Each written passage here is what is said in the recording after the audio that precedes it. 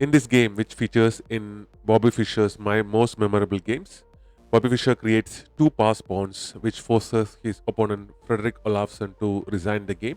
So Fischer here is playing with the black pieces, and Frederick is playing with the white pieces. And after bishop to g7, this is the king's Indian defense. The normal variation of the king's Indian defense is on the board. So d6 now, and knight comes to f3, and Fischer immediately castles on the king's side as of the fifth move. So bishop to e2 now, and e5 by Fischer, immediately attacking the central pawn structure of white. D5 now by Frederick, not allowing the pawn structure to break, and because he's still developing his pieces. So knight comes to d7, knight comes to d7 to Fischer with the intent of bringing his knight to c5 later on. Then only, or he will have to fianchet his bishop later on. So bishop to g5 now, pinning this knight, and pawn push to h6, attacking the bishop, and the bishop retreats to h4, and a6 is played by by Fischer. A better move was to push the pawn to g5, again attacking this bishop and pushing it away back. So knight goes to d2 now, and queen goes to e8, unpinning this knight, and pawn push to g4 now, indicating that Frederick is going to castle. If he's castling, he is going to castle on the queen side. So knight now retreats to h7, preventing any pawn problems. If this pawn is again pushed, then the pawn can capture or the knight can capture, depending upon how the game progresses. So queen to c2, indicating an intention of castling on the queen side, and the knight jumps to g5 now, creating a little bit of pressure on this backward pawn, but it's protected nicely with three of white pieces. And pawn push to h3 now, and after that knight comes to c5, again creating more pressure on that backward pawn. And then Frederick castles on the queen side, very late castling as of the 14th move, and bishop now develops to d7, and pawn is now pushed to f3, creating this nice little pawn structure for white. And knight to a4 now, and the knight captures this knight. A better move was to bring your bishop back to f2 over here. So instead, the next knight is captured, which allows this bishop to capture, and this pawn move to b3 creates this nice little pawn structure, and the bishop retreats to d7, and after that the bishop to f2, the earlier move we talked about, is played little bit. Now as you can see, there is this pawn structure is made kind of like a very good stone wall for white, and Fischer have his own pawn structure as well. So pawn push to c5, Fischer is trying to open up the game on the queen side, and where the white king is castled, and instead of going for the en passant, pawn push to h4 hits this knight, and the knight goes back to h7, and bishop to e3 now, and again Fischer continues pushing the pawn. b5 is played, and after that knight goes to b1. This is not a good move, retreating to the knight. A better move was to push the pawn to a3 here, and continuing the game.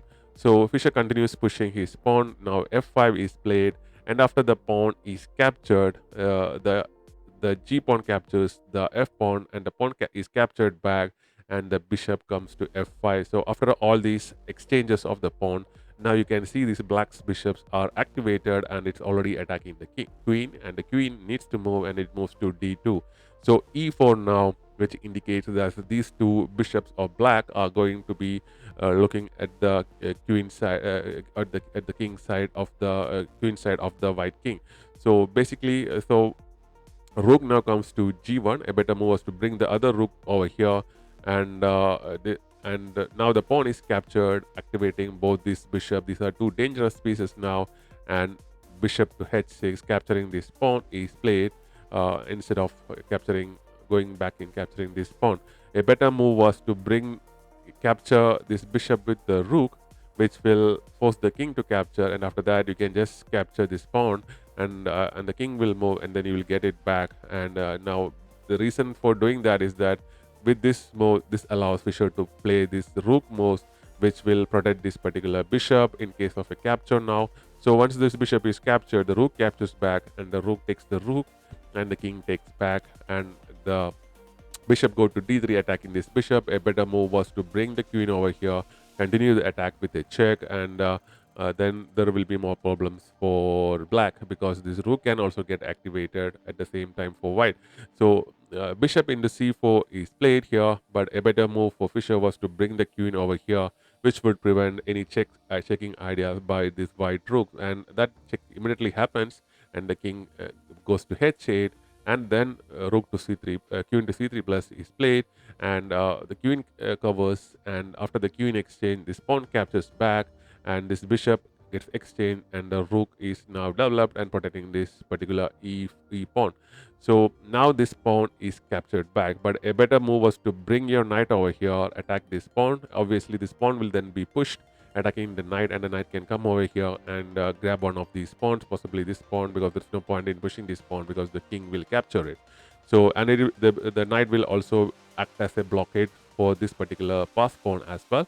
And that's not what happened in the game. This pawn is captured, which this knight is on the back rank and is pretty much inactive right now at the moment. Fischer first rearranges his knight to f6, and the knight comes to f2, which allows this pawn to push to f2, attacking the rook, and the rook goes to h1, and after that e4. Now with the help of this knight, you can push e4, and king comes to d1. A better move was to bring your knight to back to f1 over here, preventing any issues with the pawn. Then you cannot even push this pawn as well, because this knight is guarding this particular square as well.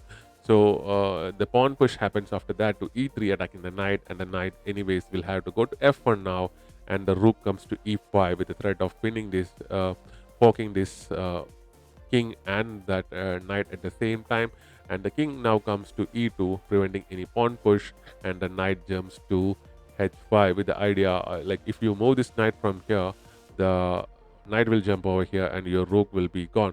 But the king now comes to f3, which again is a blunder. A better move was still to sacrifice your rook and capture this pawn, because now e2 is played, which basically means that one of these pawns will queen, and the queen will be on the board, and white loses the game basically. So that's the game for you. So Fischer played magnificently well in order to create this pass pawn structure, developing his pieces through exchange, and wreaking havoc on white's camp basically. At some point he had this nice little pawn structure. This pawn is on this d file, do not have any obstruction to be pushed, but there is nothing much the white could do because of Fischer's counterplay. So that's the game. Thanks very much for watching. I hope you like this game. If you haven't liked or followed us yet, please do so. We'll be back with more such videos.